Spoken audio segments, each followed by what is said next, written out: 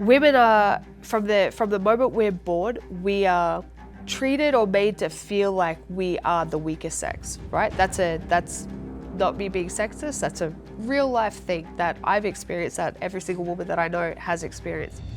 Because of this, a lot of us naturally have a little more situational awareness because we're used to feeling like in a lot of situations we're the prey, not the predator. A lot of women also have this idea that if I just ignore it, it's going to go away, right? If someone's making me feel uncomfortable, I'm just not going to make eye contact. I'm going to put my head down, or I'm going to pretend I'm on my phone. And that's not the case at all in almost any situation. I have a lot of experience with combat sports and like hand-to-hand combat. And I still have found myself in a lot of situations where I've been surprised, right? Or I've been unsure about what to do.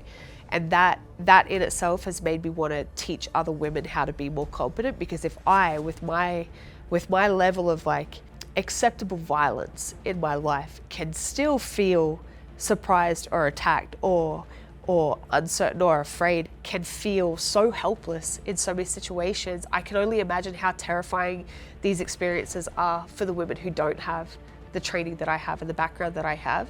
And if I can use what I know and what I learned here to make other women feel confident enough in their ability to protect themselves, to protect their family, to protect their kids, if I can make them feel confident enough to not have to rely on someone else to keep them safe, then I know that my mission on this planet is being fulfilled.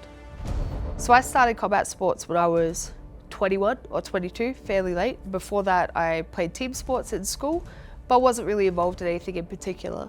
I got taken to kickboxing one day and knew from that very first day that this was what I wanted to dedicate definitely my career to, but also dedicate my life to, was martial arts.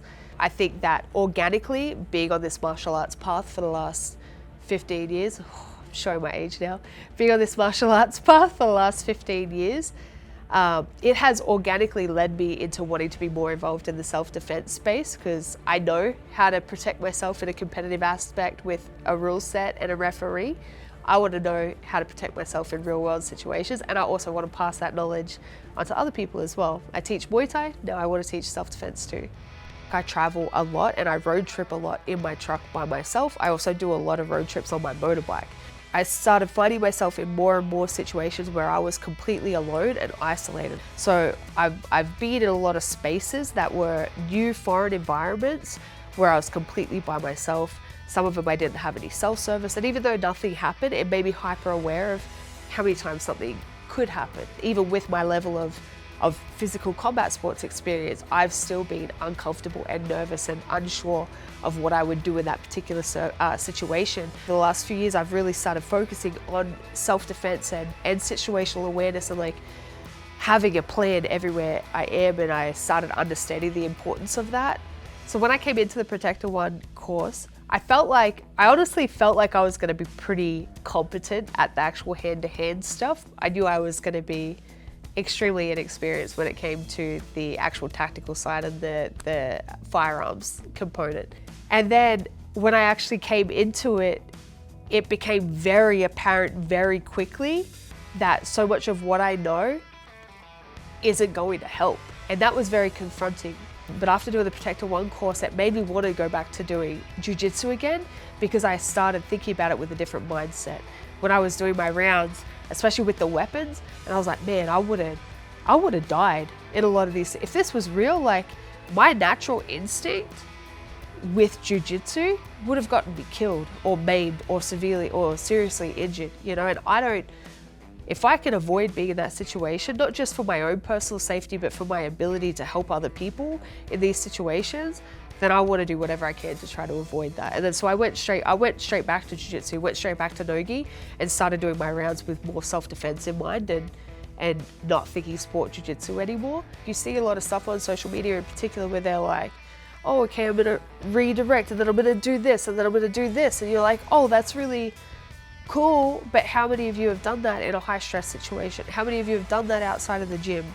You know, and that I think that's also why something that I love about what Sheepdog Response are doing is that pretty much everyone here is from a military to law enforcement background. So there's a lot of things that they have had to apply in real world life or death situations. And so that's the instruction that I trust, because I know that you have been there, and I know that you have done this, and I know that some of these things have been the difference between you still being here today or you not making it through that situation. The very first night when we were doing the classroom stuff at Protector One, I said to Justin, you know, what do I need to do to be involved in this? Because I could feel immediately that it was really, really important.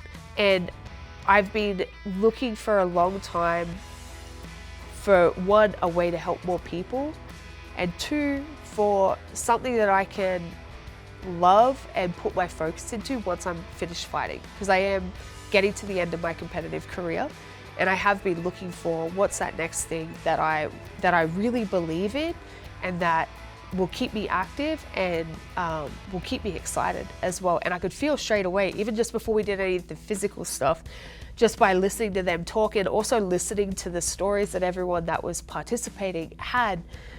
And I was like, I want to be a part of this. Like, I just feel it. I want to be a part of this. Honestly, like, I just felt super, super called to it. I felt called. I felt immediately that I wanted to be involved with this company and what Sheepdog is doing. But I also felt like I have value and I have something that I can add. I know that me being involved can help more women feel like they can take control of their own safety, of learning how to keep themselves safe.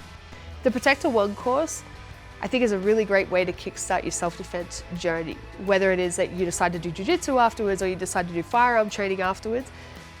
I believe that for people with zero experience, for people who've maybe never been in a real life situation, or people who just have this idea like, oh, you know, I don't know, I don't train, like I don't really work out, I'm not in shape, I don't know if I'd be able to get through real world situations, I don't know if I'd be able to protect myself. I think the Protector One course is an incredible jumping off point, and even if it's the only course that you do, there's so much valuable information in there that I don't believe it will be the only course that you do.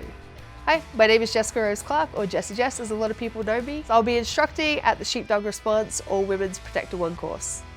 Oh, fuck, I keep going off on these tangents that, like, I have a point and I have like a starting place, because I have ADHD too, so then I start like going off in these different directions. I also love to talk.